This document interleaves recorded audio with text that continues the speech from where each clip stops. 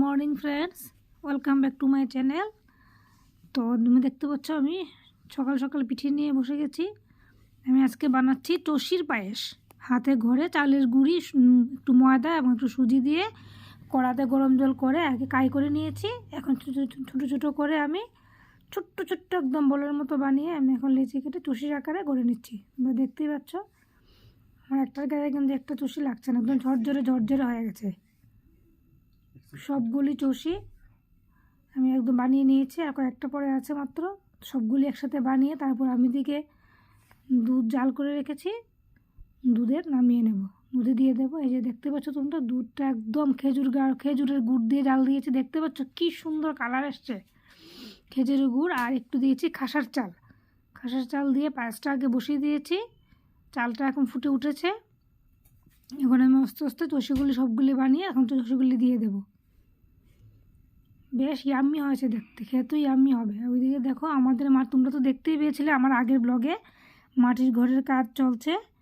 তো এখন প্রায় শেষের দিকে চলে এসছে। এখন কদিন বাদে বাদে কাজ হচ্ছে না, তো আরও অনেকদিন আগে শেষ হয়ে যেত।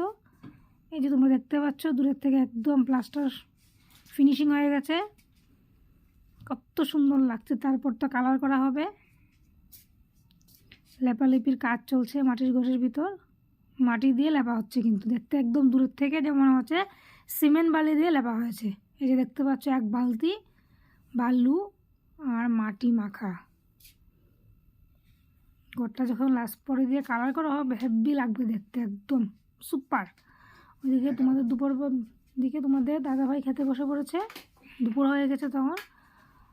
ও খেতে বসে পড়েছে, উচ্ছে ভাজা দিয়ে প্রথম খাচ্ছে। আর এদিকে আছে মাগুর মাছের তরকারি, মাগুর মাছের ঝাল বানিয়েছি। তোমার এর আগেও তোমরা মাগুর মাছের রেসিপি দেখেছো। ওই দিন পাতলা করে ঝোল করেছিলাম, আজকে করেছি মাগুর মাছের কষা।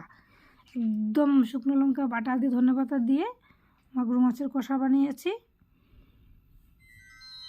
মাগুর মাছের দিকে আমার দাদাভাই মাগুর মাছ এইভাবে দুপুরবেলা খেতে খুব বলেছিল, আজকে দুপুরবেলা এইভাবে খাবার বানাবে, তো বানালাম। বাবা দেখো মাগুর মাছের মাথাটা কি করে খাচ্ছে। মাগুর মাছের মাথা বলছে কিন্তু তোমাদেরকে। ওইদিকে আমার টসিগুলি সবগুলি দেওয়া হয়ে গেছে। টসিগুলি সবগুলি ফুটে উঠেছে প্রায়। শীতের দিনই তো পিঠেগুলি ভাল লাগে বলুন। সংক্রান্তি তো আর কদিন বাকি এসেই পড়ছে। ভাবলাম এর আগে তোমাদের দাদাভাই খেজুরের গুড় এনেছে দেখে আমার আর তর্স হইল না, তো আমি তাড়াতাড়ি করে টসির পিঠে বানিয়ে নিলাম। সংক্রান্তির সময় না একসঙ্গে বেশি পিঠে বানাতেও পারে না, আর বানালেও কেউ খায় না। এই যে দেখো সন্ধ্যা হয়ে গেছে, খাবার রেডি। তিনজনের জন্য তিনটে পাটিতে পুলি পিঠে বেড়ে নিয়েছি। ফার্স্টে তোমাদের দাদাভাইকে বললাম, খেয়ে বলো তো কীরকম হয়েছে। তো খাচ্ছে, খেয়ে বলছে বাহ ভালো হয়েছে। আসলে সত্যি খেতে খুব ভালো, দারুণ হয়েছিল। তো আমি আজকের এই ব্লগটা বেশি বড় করতে পারিনি, মিনি ব্লগই করলাম। নানান ঝামেলার কারণে ব্লগটা বেশি বাড়াইনি। তো দেখতে পাচ্ছ আমিও খেতে শুরু করেছি।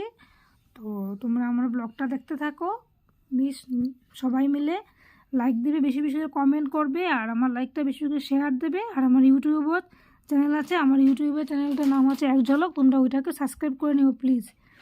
আমার ব্লগটা সবাইকে দেখার জন্য অনেক অনেক ধন্যবাদ। সবাই ভালো থেকো, সুস্থ থেকো, টাটা বাই।